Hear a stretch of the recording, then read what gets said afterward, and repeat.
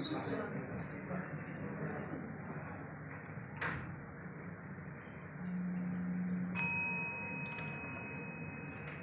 kawan-kawan. Sampai. Bapak, Ibu, Pastor, Suster, dan Dewan Juri. Perkenalkan, nama saya Enrique Ernestono, utusan dari Kabupaten Melawi. Hari ini saya akan menuturkan kisah besar dari kitab Keluaran bab 14 ayat 1 sampai 31 tentang bagaimana Tuhan menyelamatkan umat Israel lewat pemimpin mereka, Musa. Inilah kisah Musa dan Laut Teberau.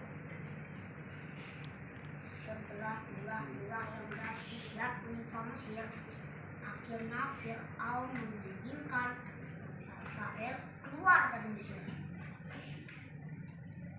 Apakah kalian mau tahu kenapa Mesir bisa terkena tulah? Mesir terkena tulah karena Fir'aun mengeraskan hatinya dan menolak perintah Allah untuk membebaskan bangsa Israel dari perbudakan. Hingga akhirnya Allah memberikan tulah terakhir yang mengguncang Mesir. Ada yang masih ingat tulah apa itu? Ada yang ingat? Ya, tulah ke-10, yaitu kematian anak seluruh Mesir. Tulah yang akhirnya membuat Fir'aun menyerah dan menyuruh Musa untuk membawa bangsa Israel keluar dari Mesir. Orang Israel yang dipimpin oleh Musa bergegas berjalan menuju padang gurun dengan hati penuh sukacita karena Tuhan membebaskan mereka dari perbudakan. Lalu Tuhan berfirman kepada Musa, demikian, katakanlah kepada orang Israel supaya mereka balik kembali dan berkemah di depan Pihahirot antara Migdol dan laut, tepat di depan Baal-Zebon. Kemudian Tuhan memeraskan hati Fir'aun. Lalu Fir'aun menyesal telah membebaskan bangsa Israel. Kenapa dia bisa menyesal? Karena siapa nanti yang akan membajak sawah mereka? Siapa nanti yang akan mengembalakan mereka? Siapa nanti yang akan mengisi lumbung padi mereka hingga penuh? Siapa nanti yang akan melayani mereka? Orang Mesir mana mau bekerja seperti itu? Kalaupun mau, pasti mahal. Bisa habis harta kekayaan Fir'aun. Sementara bangsa Israel kan budak yang dibayar murah. Rugi dong kalau sampai kehilangan budak seperti bangsa Israel. Fir'aun ini memang jahat ya teman-teman. Maka Fir'aun memanggil seluruh tentaranya untuk segera bersiap-siap mengejar bangsa Israel. Dia berangkat dengan semua keretanya, termasuk 600 kereta istimewa yang dikendarai oleh para pengikutnya. Bayangkan teman-teman, pasukan sebanyak itu mengejar bangsa Israel. Bangsa Israel sangat ketakutan melihat pasukan Mesir mengejar mereka. Mereka semakin ketakutan. Ternyata di depan mereka terbentang Laut Teberau yang luas. Bayangkan teman-teman, di belakang dikejar tentara Mesir, di depan tiada laut. Panik gak tuh? Dalam ketakutan, bangsa Israel berseru kepada Musa, apakah karena tidak ada kuburan di Mesir, maka engkau membawa kami mati di padang gurun ini? Apakah yang kau buat ini kepada kami dengan membawa kami keluar dari Mesir?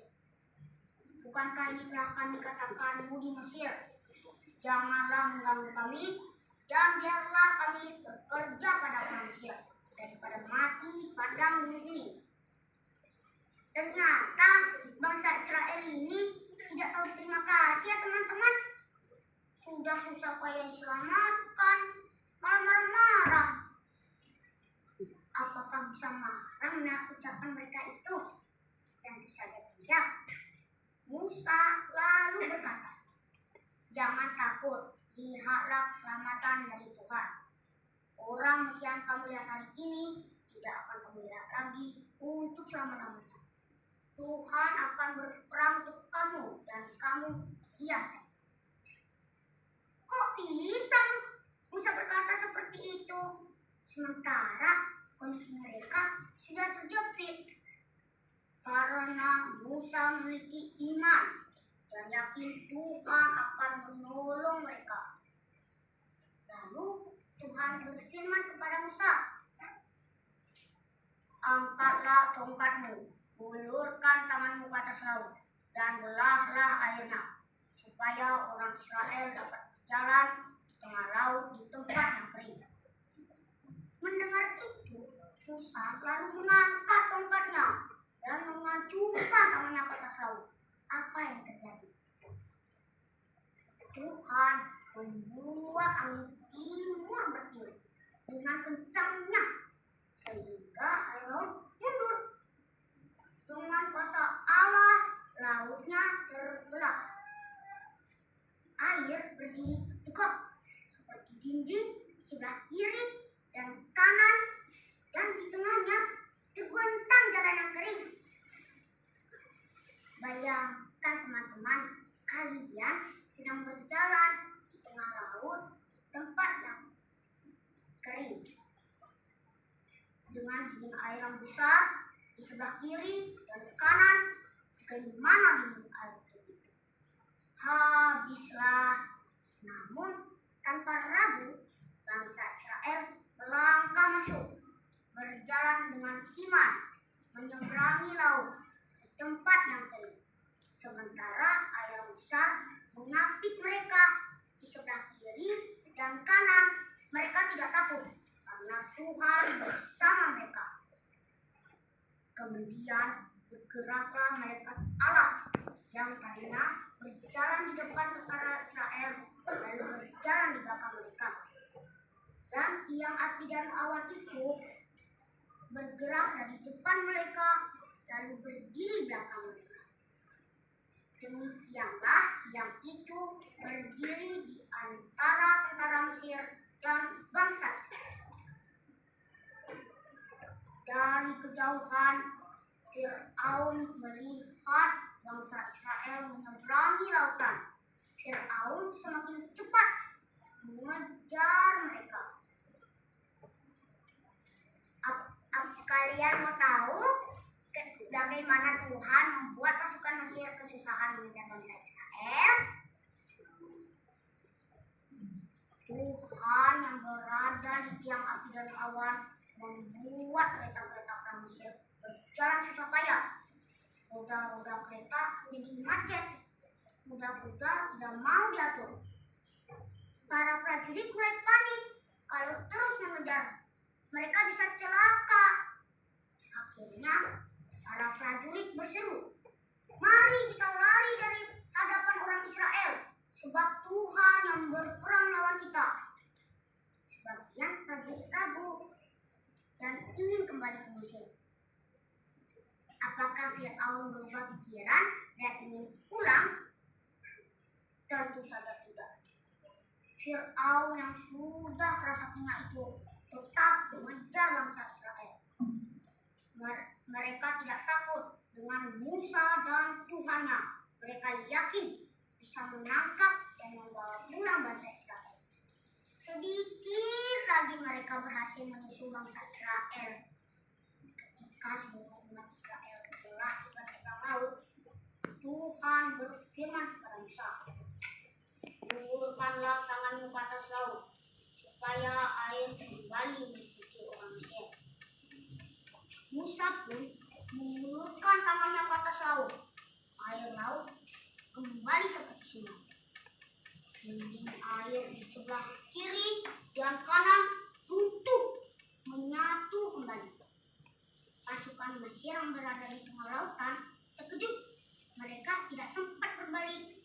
Akhirnya air laut menenggelamkan seluruh pasukan Mesir.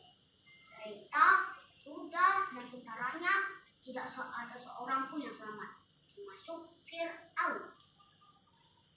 Pada hari itu Tuhan membebaskan bangsa Israel dari perbudakan.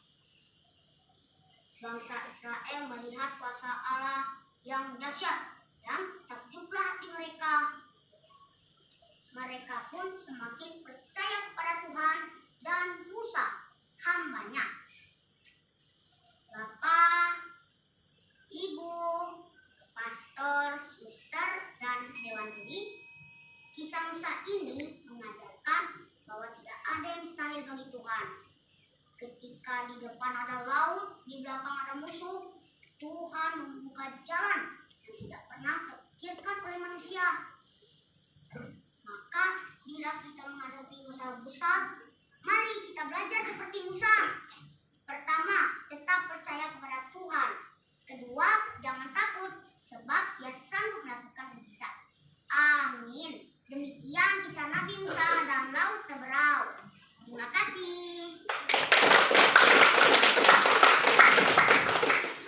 Baik, demikianlah tadi penampilan